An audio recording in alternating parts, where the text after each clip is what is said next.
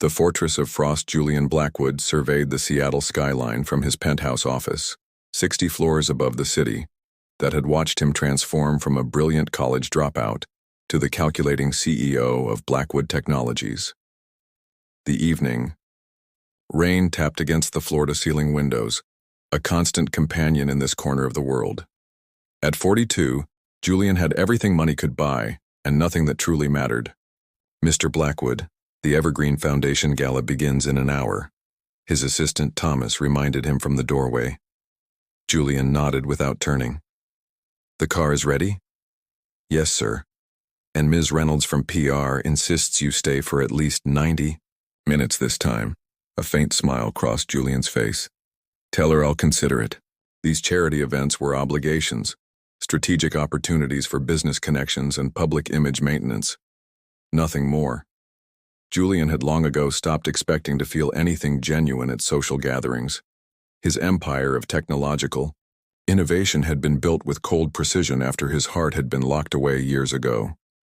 The limousine glided through downtown Seattle, passing the gleaming towers that housed startups dreaming of becoming the next Blackwood Technologies. Julian adjusted his custom-made tuxedo cuffs, platinum cufflinks catching the passing streetlights.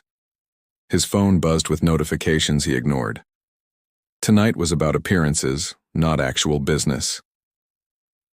The Fairmont Olympic Hotel's grand ballroom, sparkled with crystal chandeliers and Seattle's elite and designer formal wear. Julian moved through the crowd with practiced ease, shaking hands, exchanging pleasantries, his smile never quite reaching his eyes. Julian Blackwood in the flesh. The papers weren't exaggerating when they called you the Glacier of Tech Valley, said Richard Harrington, a venture capitalist Julian had worked with on several projects. I've been called worse, Julian replied, accepting a glass of whiskey from a passing server. Still breaking hearts and earnings projections? Richard chuckled. Julian took a measured sip. Only the latter interests me these days. The conversation shifted to market trends and potential investments, comfortable territory that required no emotional investment. 30 minutes into the event, Julian had fulfilled a third of his social obligation. He scanned the room, calculating how many more handshakes he needed before a respectable exit. That's when he saw her. Across the room, speaking with the foundation's director, stood a woman in a deep emerald gown. Her dark hair fell in waves down her back, and even from a distance, Julian recognized the graceful way she gestured while speaking. The glass nearly slipped from his hand.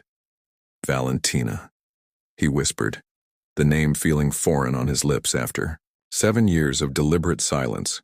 Richard followed his gaze. Ah, the new foundation board member. Valentina Russo, isn't it? Impressive woman. Built that international education nonprofit from nothing. You know her? Julian couldn't answer. His carefully constructed world tilted on its axis as Valentina turned, her profile exactly as he remembered. The room seemed to empty of oxygen. Excuse me, he managed, setting down his glass and making his way toward her with deliberate steps. She saw him coming. Her expression shifted from surprise to something unreadable. The years had only enhanced her beauty, adding a maturity to her features that hadn't been there when she was 25 and promising him forever. Julian, she said simply when he reached her. Valentina. His voice remained steady despite the earthquake happening inside him. 7 years without a word, and now you appear at my charity event. It's the Evergreen Foundation's event, she corrected gently. I didn't expect to see you here. I fund half their annual budget. Some things haven't changed then. The ghost of a smile touched her lips. Before Julian could respond, his phone rang. Thomas wouldn't call unless it was urgent. I need to. Take this, he said, stepping away but keeping his eyes on her. Don't disappear again. Valentina nodded, watching as he answered the call. Sir? Thomas sounded concerned. There's someone at reception insisting on speaking with you, a young girl. She claims to be your daughter. The world stopped. Julian's gaze snapped back to Valentina, who was now watching him with apprehension in her eyes. Send security, Julian said quietly. I'll be right there. He ended the call and, walked back to Valentina, whose composure had fractured slightly. "Is there something you need to tell me?" he asked, his voice dangerously calm. Valentina took a deep breath. "Her name is Olivia. She's 6 years old, and she's been asking about her father for a very long time." Shadows of the past Julian stared at Valentina, his mind struggling to process her words. A daughter, 6 years old. The timeline aligned perfectly with their final months together. "We should go downstairs," Valentina said softly. "Olivia wasn't supposed to come here tonight. My sister was watching her, but..." She hesitated. "She's persistent, like her father." The elevator descent was silent, tension filling the small space between them. Julian's thoughts raced through calculations and implications, yet he couldn't form a coherent question. How could he have a child he never knew about? He, who controlled every aspect of his business and life with meticulous precision? When the elevator doors opened to the hotel lobby, Julian saw her immediately.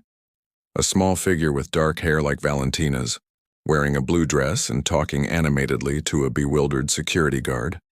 Even from this distance, he recognized something. In her posture, in the determined set of her shoulders, Valentina called out, "Olivia!" The girl turned, and Julian felt the floor shift beneath him. Her eyes, the exact shade of ice blue as his own, widened with curiosity. She ran to Valentina, then looked up at Julian with unabashed interest. "Are you him?" she asked directly. "Are you my dad?" Julian couldn't speak. He looked at Valentina, who nodded almost imperceptibly. "We should discuss this somewhere private," he finally managed. 20 minutes later, they sat in a private hotel suite Julian had arranged with a single phone call. Olivia explored the room with boundless energy while the adults watched from a careful distance. "Explain," Julian said, his voice low enough that Olivia couldn't hear. 7 years ago, you disappeared without a trace. No calls, no messages. You were simply gone." Valentina's eyes reflected old pain. "It wasn't by choice. You could have told me about her. Could I?" She looked at him directly. "Think back to where we were 7 years ago, Julian. Really think." The memories came unbidden. Memories he'd locked away along with everything else that reminded him of Valentina. 7 years earlier. "I don't understand why you're being so stubborn about this," Julian said, pacing the living room of their downtown apartment. At 35, he was already making waves in the tech industry, his startup gaining serious investor attention. Valentina stood by the window, arms crossed. "I'm not being stubborn. I'm being realistic. Your investors are pressuring you to merge with Thornhill Enterprises. I'm telling you they're involved in illegal activities." "You can't make accusations like that without proof," Julian countered. "Richard Thornhill is one of the most respected businessmen in the country." "My sources are reliable, Julian. The work I've been doing with the International Education Initiative has uncovered some of Thornhill's overseas operations. They're exploiting workers, bribing officials." "Your sources are idealistic nonprofits with an agenda against successful corporations," Julian interrupted. "This merger is my chance to take Blackwood Technologies global. Don't ask me to throw it away based on rumors." Valentina's expression hardened. "I thought you started this company to make a difference, to create technology that helps people." "I can't help anyone if I'm bankrupt," he shot back. "Sometimes you have to make compromises." "Not these kinds of compromises." Valentina gathered her coat. "I need some air. We'll talk when you're ready to listen." She had walked out the door that night. By morning, her clothes were gone from their closet. By the end of the week, Julian had signed the merger agreement with Thornhill Enterprises, telling himself Valentina would eventually understand, but she never returned. Present day. 2 weeks after I left, Valentina continued, pulling Julian back to the present. "I discovered I was pregnant. The same week, I also uncovered concrete evidence against Thornhill, documents that proved everything I'd suspected." Julian's jaw tightened. "Why didn't you bring them to me?" "I tried." Her voice was steady but tinged with old frustration. "I called your office. Richard Thornhill himself intercepted the call, Told me you didn't want to speak to me. Said you'd moved on and were fully committed to the partnership. That's impossible. Then I received threats, she continued. Very specific threats about what would happen if those documents became public. Threats that mentioned both of us by name. Julian felt cold anger building inside him. So you ran. I protected our child, Valentina corrected him. I went to Europe, changed my name, had Olivia. I built my nonprofit from nothing because I believed in the work, and because it gave us security. A new identity. Julian watched Olivia, who was now examining the room service menu with serious concentration. The child he never knew existed. His daughter. The merger with Thornhill fell apart 3 years ago, he said quietly.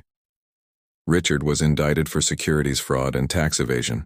Not the crimes you suspected, but enough to destroy him. I know. Valentina's voice softened.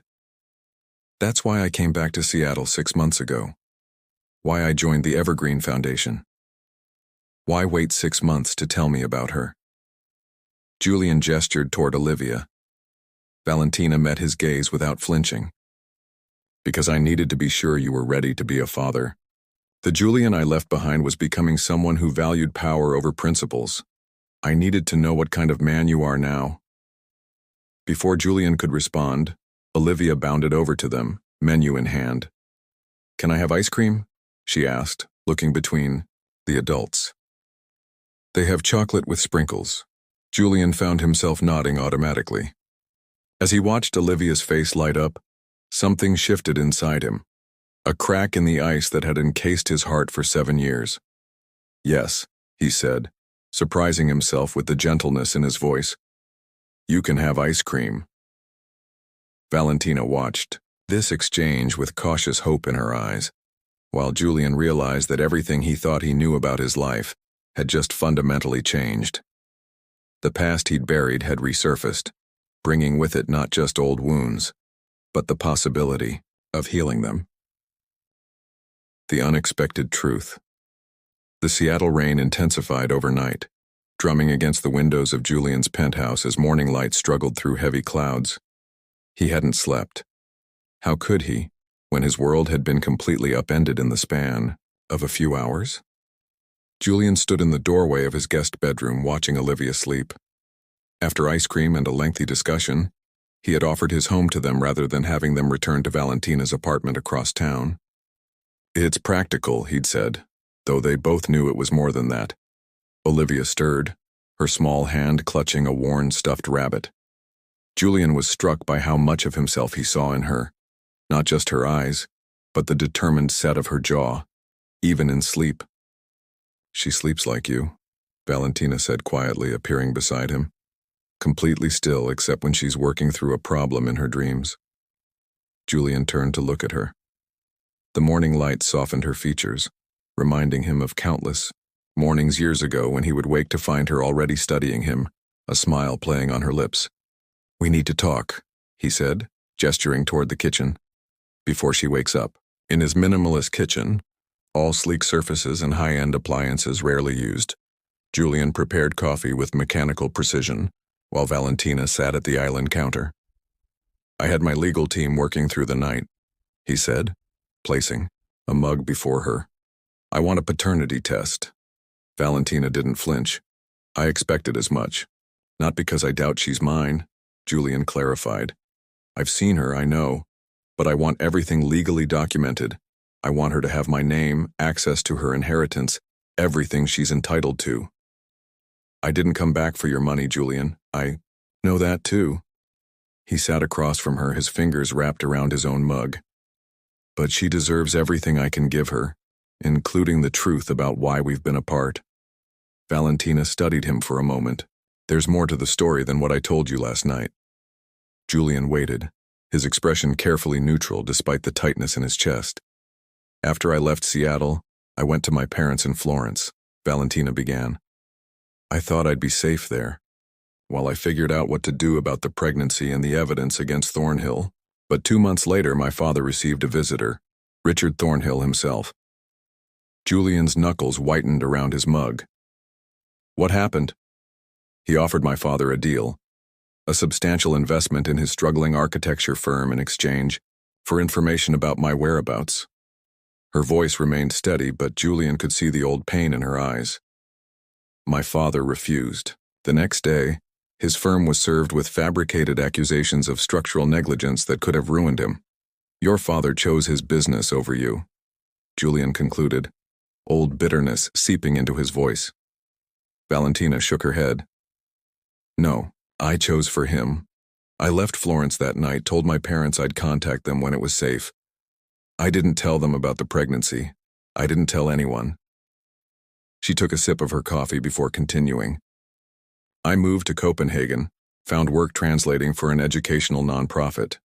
When Olivia was born, I listed the father as unknown on her birth certificate. Not to deny you, but to protect her. From Thornhill, Julian said, pieces falling into place. You thought he would use her against me. Against both of us, Valentina corrected. He had already demonstrated he would target our families. Julian stood abruptly, moving to the window. The rain was turning to sleet, ice forming on the edges of the glass. When Thornhill was indicted 3 years ago, I discovered irregularities in my company's records. Communications I never sent, meetings I never attended. He turned back to her. Including a directive to my assistant rejecting all calls from you. Valentina's eyes widened slightly. You really didn't know I tried to contact you. Thornhill had people inside my company from the beginning. The merger wasn't about expanding Blackwood Technologies. It was about acquiring my patents and burying the innovations that threatened his existing investments. Julian's voice was cold with controlled anger. By the time I discovered the extent of his manipulation, you had been gone for 4 years. I did try to find you, Valentina admitted. 2 years ago, when I felt it might be safe, I hired a private investigator. Julian's eyebrow rose in question. He reported that you were engaged to Cassandra Bennett. Valentina's voice was carefully neutral. Julian's laugh was sharp and without humor. Another of Thornhill's manipulations, Cassandra worked for him. The engagement was announced in the financial press but was never real. It was designed to cement certain business alliances. He met Valentina's eyes directly. There has been no one since you, Valentina. Not in any way that mattered. A small sound from the hallway drew their attention. Olivia stood there in her rumpled dress from the night before, clutching her rabbit. Is this your house? She asked Julian, seemingly unaware of the tension in the room. Julian found himself kneeling to her level, a gesture that felt both foreign and instinctively right. Yes, it is. Would you like to see it? Olivia nodded, her serious expression softening with curiosity. Breakfast first, Valentina interjected gently. While Valentina helped Olivia with morning necessities, Julian called his assistant to clear his schedule for the day. Then he did something he hadn't done in years.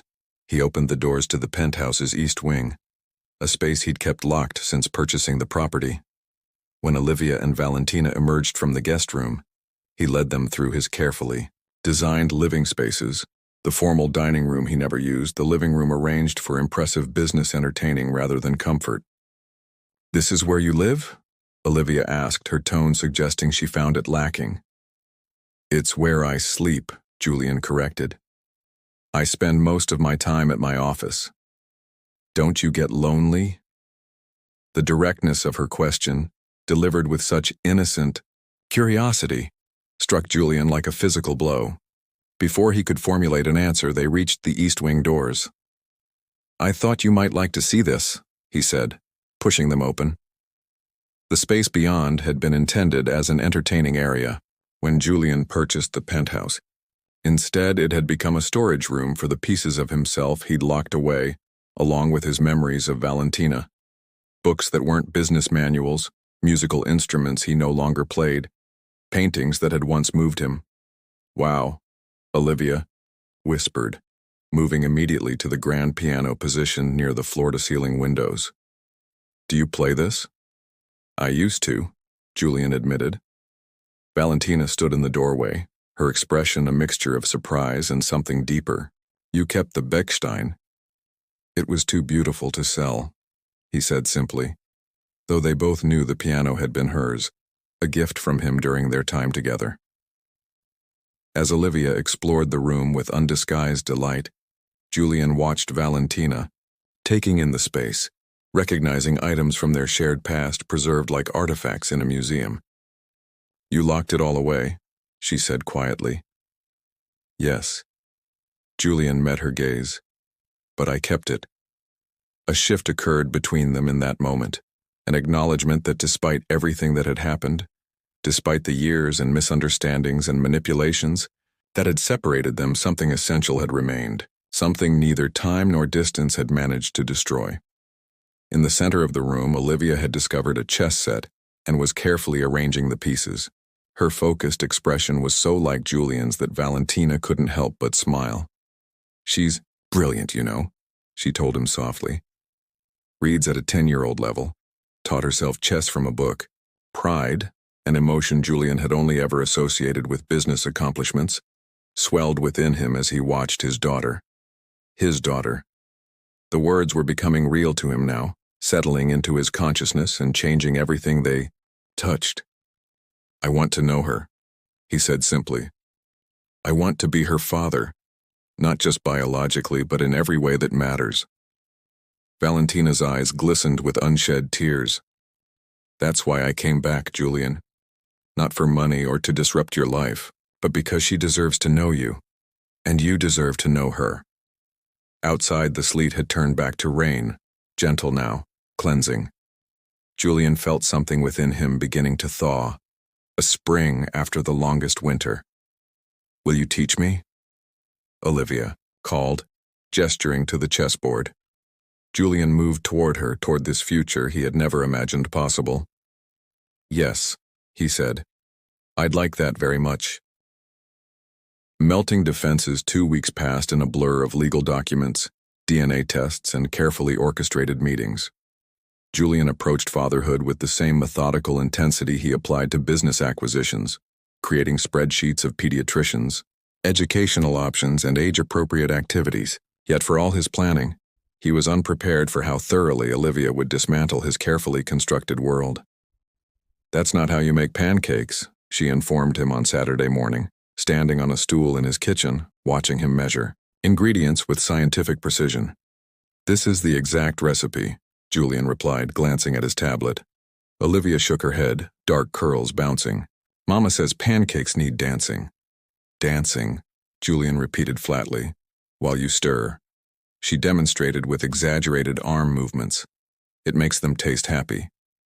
Julian stared at her for a long moment before setting down his measuring cup and giving the batter an experimental twirl with the whisk. Olivia's delighted giggle sparked something warm in his chest, a sensation becoming increasingly familiar in her presence. From the doorway, Valentina watched this exchange with a mixture of amusement and caution. The past 2 weeks had been a delicate dance of boundaries and negotiations. Julian had insisted on amending Olivia's birth certificate, establishing trust funds, and implementing security protocols. Valentina had countered with her own requirements, maintaining their current living arrangement in her apartment, continuing Olivia's enrollment at her progressive elementary school, and limiting Julian's natural inclination to overhaul their lives. They had settled into an uneasy rhythm, with Julian visiting daily, sometimes joining them for dinner, other times taking Olivia for carefully planned outings. Today marked the first overnight stay at his penthouse, a trial run Valentina had finally agreed to. "I need to finish some work," Valentina announced, setting her coffee mug in the sink. "I'll be in the guest room if you need me." "We'll be fine," Julian assured her, his attention fixed on the pancake batter. "I've created a comprehensive Saturday schedule that includes appropriate nutritional, educational, and recreational components." Valentina and Olivia exchanged a look that made Julian suspect he was missing something important. Once Valentina had gone, Olivia leaned in conspiratorially. "We don't have to follow the schedule," she whispered. "We can have an adventure instead." Julian frowned slightly. "What kind of adventure?" "A getting-to-know-you adventure." She beamed up at him. "I made a list of questions. Mama helped me write them down." After breakfast, the dancing apparently successful as the pancakes were declared perfectly happy, Olivia produced a folded paper from her pocket. Written in a child's careful script, with occasional adult assistance, was a list titled Things I Want to Know About My Dad. Julian sat beside her on the living room floor, an unfamiliar position for him but one he was learning to appreciate. All right, I'm ready. Question 1, Olivia began with ceremonial importance. What was your favorite thing when you were 6? The question caught him off guard. Julian had prepared himself for inquiries about his work or wealth, the things most people wanted to know about him. Instead, he found himself searching memories long buried. Chess, he answered finally. My grandfather taught me to play when I was 5. By 6, I was competing in junior tournaments. Olivia nodded approvingly. I thought so. That's why you have so many chess sets. Question 2. Did you have a pet? Julian smiled faintly. A cat named Pascal. He was black with one white paw. Why, Pascal? He was named after Blaise Pascal, a mathematician and philosopher. Olivia considered this.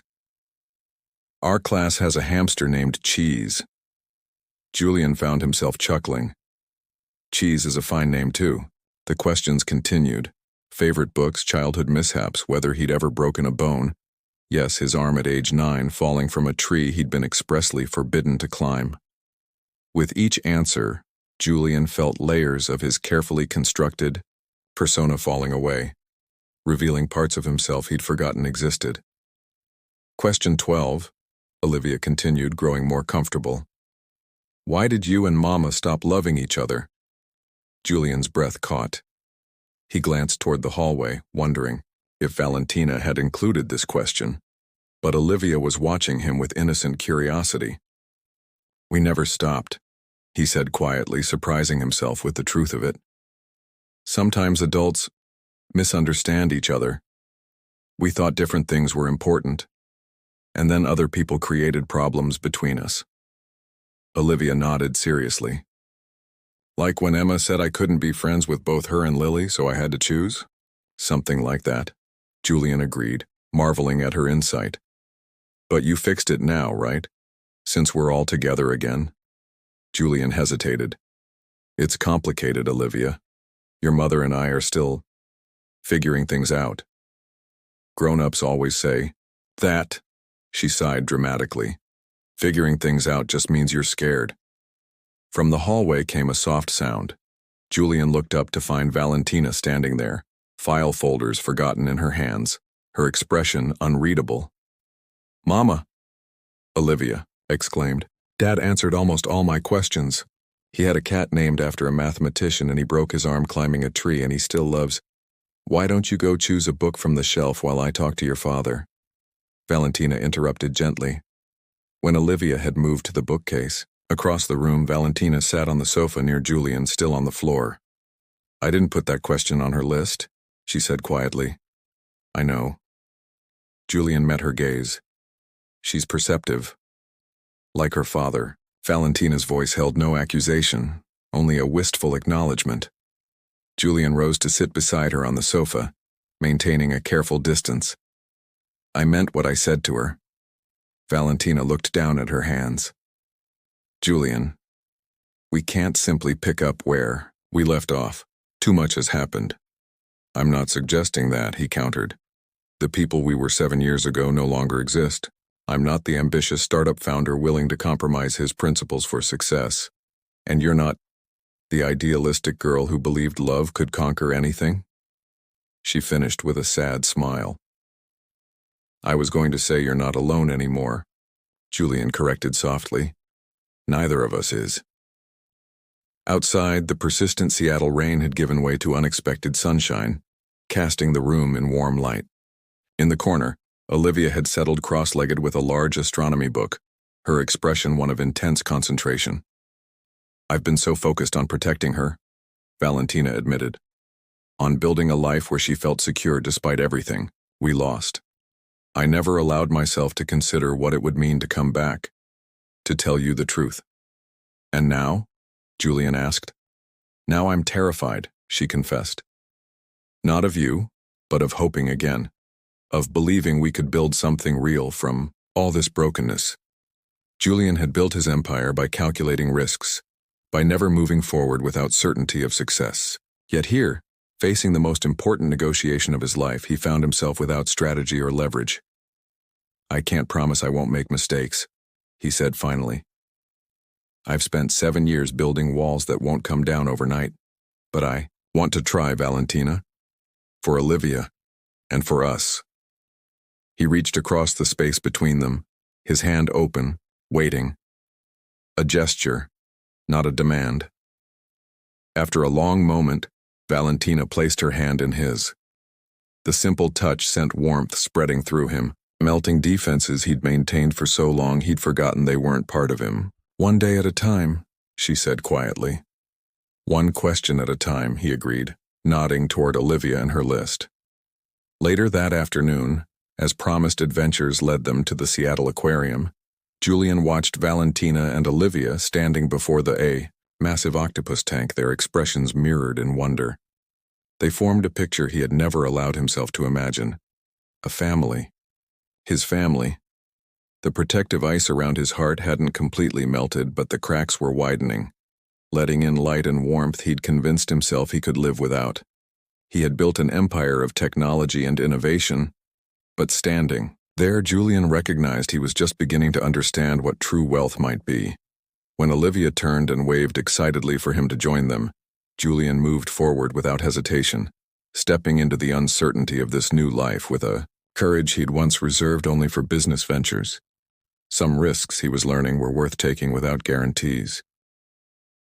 The fortune redefined 6 months later, Julian stood in the doorway of his home office watching the scene unfolding in his once sterile living room. The space had transformed, much like the man who owned it. Colorful throws softened the leather furniture. Framed artwork, some professional, others clearly created by a child's hand, adorned walls once decorated only with abstract pieces chosen by his interior designer. On the floor, surrounded by building blocks and electronic components, Olivia worked intently on what she called her inventor project. Her tongue poked out slightly in concentration as she connected wires to a small circuit board. At 7, she had Julian's focus and Valentina's creativity, a combination that both delighted and occasionally alarmed her parents. Parents. The word still felt new to Julian, though he had embraced the role with unexpected naturalness. The spreadsheets and schedules remained. He was still Julian Blackwood after all, but they had softened around the edges, allowing room for dancing pancakes and impromptu adventures. "She's determined to finish before the party," Valentina said, appearing beside him with 2 coffee mugs. She handed one to Julian, their fingers brushing in a casual intimacy that no longer felt tentative. "The board members can wait," Julian replied, accepting the coffee. "Scientific innovation takes precedence." Valentina smiled. "I never thought I'd see the day when Julian Blackwood would keep investors waiting for a child's science project." "She's not just any child," he said softly. "She's ours." The Blackwood Technologies Anniversary Gala would begin in 3 hours. Traditionally, it had been a showcase of the company's achievements and future initiatives, a calculated event designed to impress shareholders and intimidate competitors. This year was different. This year, Julian had insisted on transforming it into a celebration of the company's new direction, one that honored its technological innovations while emphasizing its humanitarian commitments. "Is everything ready at the venue?" Valentina asked, sipping her coffee. Julian nodded. "Thomas has been there since dawn, overseeing the final preparations." He paused, watching Olivia test her circuit board with methodical precision. "Are you nervous about the announcement?" "A little," Valentina admitted. "It's a significant change. There will be questions." "Let them question," Julian said, his voice carrying the quiet confidence that had built his empire. "The decision is made." 3 months earlier, Julian had proposed a restructuring of Blackwood Technologies, creating a separate non-profit division dedicated to developing accessible technology for educational institutions in underserved communities globally. He had asked Valentina to lead it, combining her experience in international education with his company's resources. The proposal had come after weeks of late-night conversations as their relationship cautiously rebuilt itself. They had moved, slowly, both protective of Olivia and wary of rushing into something neither was certain could work. But with each passing day, the walls between them had continued to crumble. "Dad, it works!" Olivia's triumphant voice broke through Julian's thoughts. She held up a small device, its lights blinking in sequence. "Come see." Julian moved to her side, kneeling on the floor in his expensive suit without hesitation. "Explain the process," he said, using the same tone he applied to his engineering team. Olivia launched into a detailed explanation of her creation, a weather prediction system that combined simple sensors with algorithmic forecasting. Her eyes shone with the same passion Julian recognized in himself when solving complex technological problems. "The programming still needs work," she concluded critically, "but the hardware functions at 86% efficiency." "Impressive," Julian said with genuine pride. "Your approach to the barometric calculation is particularly innovative." Valentina watched them from the doorway, her expression soft with wonder at how completely Julian had embraced fatherhood, not by changing who he was fundamentally, but by allowing the warmth that had always existed beneath his cold exterior to finally emerge. "Time to get ready," she reminded them gently. "Our car will be here in an hour." As Olivia raced off to change into the party dress she had selected with great deliberation, Julian stood and straightened his tie. "She gets her perfectionism from you," Valentina noted with amusement. "And her stubborn determination from you," Julian countered, drawing her close. The ease between them now was hard-won, built through months of honest conversations, occasional arguments, and gradual trust. They had not simply fallen back into love. They had grown into a new version of it, stronger for having weathered the storms that separated them. "Are you certain about tonight?" Valentina asked, her hand resting against his chest. "The board still has reservations about the restructuring." Julian covered her hand with his own. "Let me worry about the board. This is the right direction, Valentina. Not just for us or for Olivia, but for what Blackwood Technologies should have been all along." 2 hours later, they arrived at the Grand Hyatt ballroom, which had been transformed into an elegant showcase of Blackwood Technologies' past and future. Interactive displays demonstrated the company's innovations, while newly designed exhibits highlighted the upcoming initiatives of the nonprofit division, technology that would bring educational resources to communities from rural America to remote villages in Southeast Asia. Julian moved through the crowd with the same confident ease he had always possessed, but now with Valentina beside him and Olivia occasionally darting between them, proudly showing off her weather prediction device to impressed executives. "Quite a change from last year's event," observed Eleanor Winters, the company's longest-serving board member. "I don't recall seeing children or educational initiatives featured before." "Growth requires change," Julian replied simply. "Indeed." Eleanor's gaze moved to Valentina, who was across the room speaking with a group of international educators. "Some changes are more surprising than others. When you announced Ms. Russo would be joining the company, there were questions." Julian's expression remained neutral. "Questions I've answered to the board's satisfaction, I believe." "Financially, yes," Eleanor conceded. "The nonprofit division structure is sound, and the tax benefits are undeniable. But personally, Julian, you've transformed more than your company these past months." For a moment, Julian was silent, watching as Olivia tugged at Valentina's hand, pointing excitedly toward one of the displays. The sight filled him with a sense of rightness he had never experienced in all his years of business success. "I haven't transformed, Eleanor," he said finally. "I've simply remembered what matters." Later, as Julian took the stage for his traditional address to shareholders and partners, he surveyed the room with new eyes. In the front row, Valentina and Olivia watched him with matched expressions of pride and expectation. "For 15 years," he began, "Blackwood Technologies has defined itself by innovation and excellence. We've created systems that have changed how the world communicates, how businesses operate, how information flows across continents." He paused, letting his gaze move across the assembled guests. But I've recently been reminded that true innovation isn't measured solely by profit margins or market domination. It's measured by impact, by how our work improves lives, creates opportunities, and builds futures. Julian gestured toward the displays showcasing the nonprofit initiative. Tonight I'm announcing the creation of Blackwood Educational Technologies, a division dedicated to bringing our innovations to communities that have been overlooked by the technological revolution. This initiative will be led by Valentina Russo, whose expertise in international education will guide our efforts to ensure that the benefits of technology are accessible to all. Murmurs rippled through the crowd, some approving, others questioning. Julian continued, his voice steady. Some of you may wonder about this new direction. Some may question the allocation of resources to projects without immediate profit potential. A faint smile touched his lips. Those concerns are valid from a purely business perspective. But sometimes the greatest returns cannot be measured in quarterly reports. His eyes found Olivia, who was watching him with unwavering attention. 7 months ago, I discovered something more valuable than any technology we've ever developed. I discovered that the empire I built, while impressive, was incomplete. His voice softened slightly.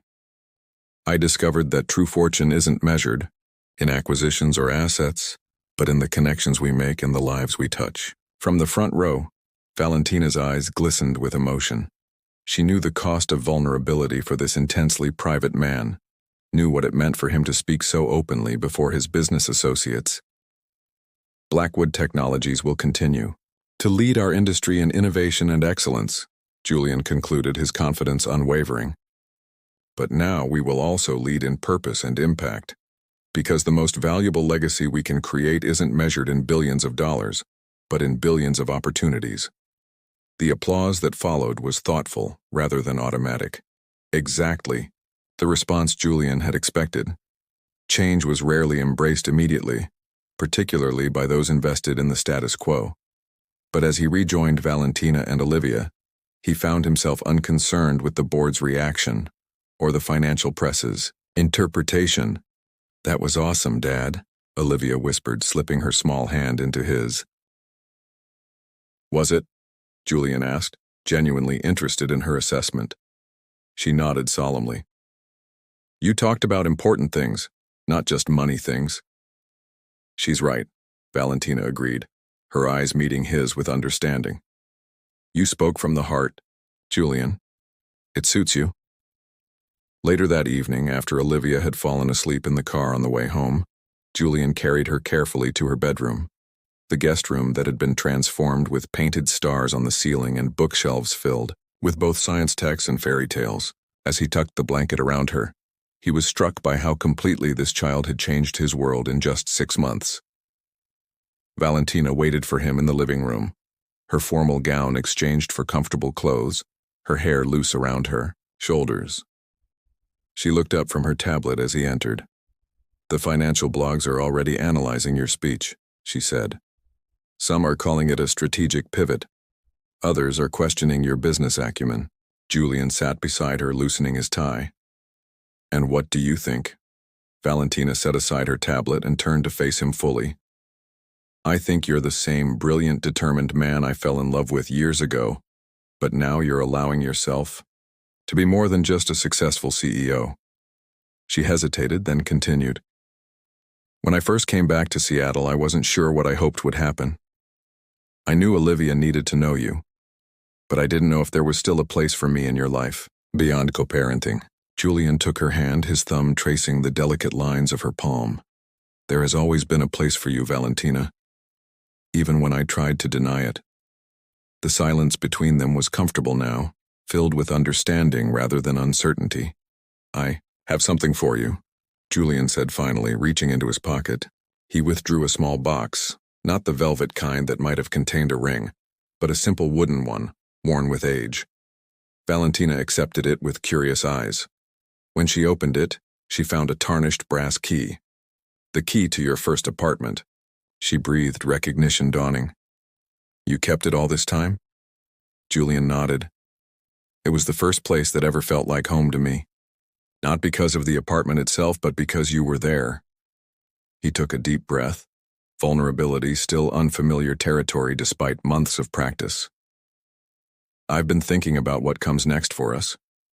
I know we've been careful, taking things slowly for Olivia's sake, but I don't want temporary arrangements or separate homes anymore. Julian, I'm not proposing, he clarified quickly. Not yet. That will come when we're both ready.